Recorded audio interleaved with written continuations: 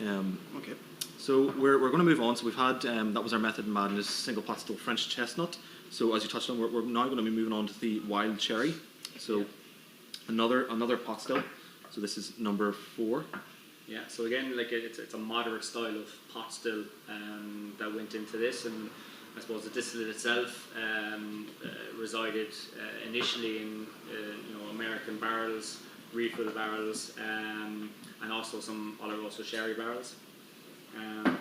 So we took that spirit out and recast it then into wild cherry barrels, and there was a kind of variation, I suppose, on finishing time between 1 and 4 years. And it was tricky to try and keep it in balance. I mean, everything we try and do keeps it in balance. The last thing we want is for one of these kind of alternative woods to take away from the initial pot still character. Yeah. You try and kind of layer it in terms of taste, and every time you go back, there's new flavors coming through.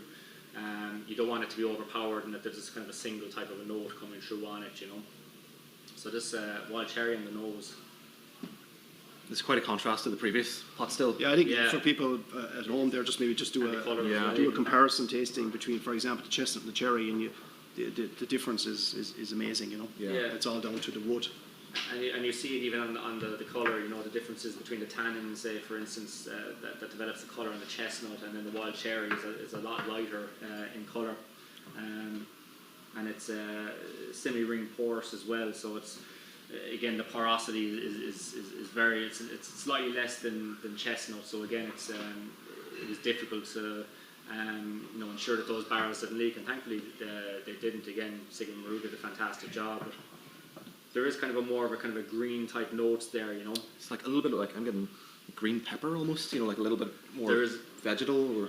Yeah, there is a spiciness to it, a kind of a prickliness to it, you know.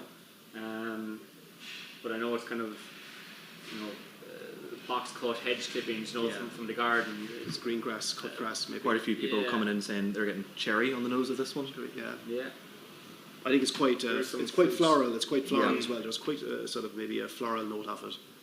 It's kind of summer flowers. Yeah, I would almost say like summery on the summer nose. Flowers, yeah.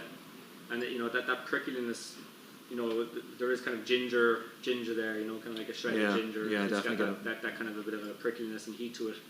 To be fair to say, Finbar, that this probably was one of the more challenging wood types in terms of getting the balance right. So we had to do a lot of, playing around in terms of the time, getting the balance right. We had to do a bit of recasking as well.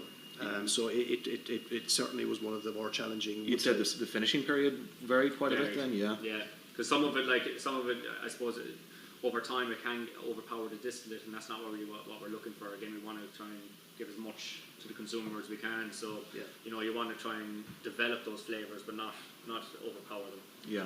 Like Finbar, as Finbar said, what you want is to have the DNA of the distillate and the style, but you also want the contribution of the wood, but you don't want too much of either. No.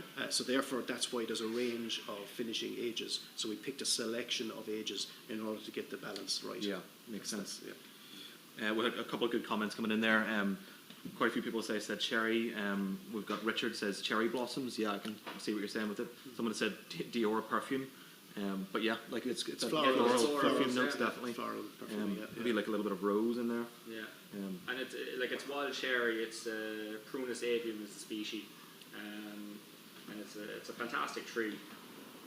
Well, I'm going to have a taste. So guys, sláinte.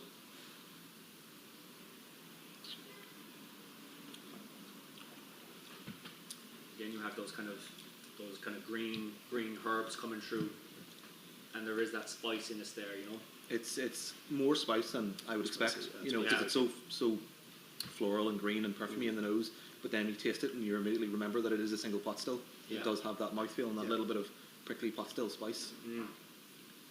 That prickliness is there, and it's kind of nearly kind of black tea type notes as well. Nearly kind of like a maltiness to it. Very distinctive though. Yeah. The cherry is really, really distinctive whiskey. It is. It's And that's the fantastic thing about this brand. You're looking at putting distillates into these alternative wood types, and what you get out can be drastically different. I think it's so fascinating though, because we were talking yesterday when we were talking about the Redbreast. You know, between the 12 and the 15 and the 21, they're all distinctive whiskies, but they all taste like Redbreast. Whereas you know, the Method and Madness, they're so dramatically different between the two of them. Yet at the same time, that kind of makes them similar in a sense, because that's the uniqueness of the brand. Yeah. You know, that they're all quite different. Fantastic brand to work on, to be fair. Like, it's really exciting for us. You know, we do kind of weekly tastings to try and monitor a lot of this kind of innovation stuff that we have going on. Like, and there's nothing better than actually trying something, maybe a different wood type again, and you're kind of nosing it, and you know, you perceive this, that you know it's not going to work, or it's going to be overpowered, and you know it can work perfectly, give you something completely different. Yeah. And it's, you know, as Kev was saying earlier, it's an exciting time, you know, that given the fact that we're not going to restrict it to just oak, and we can you know, explore all these different types of wood types. You know, we're only at the start of the journey. You know, there's so many different things you can do with it, even different heat treatments, different species.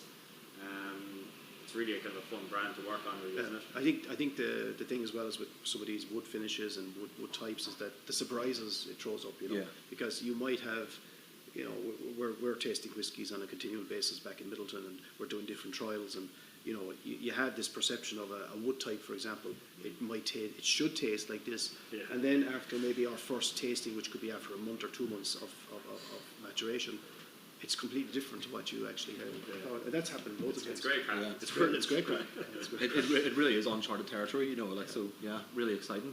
Okay. Yeah, with loads of great comments in that one.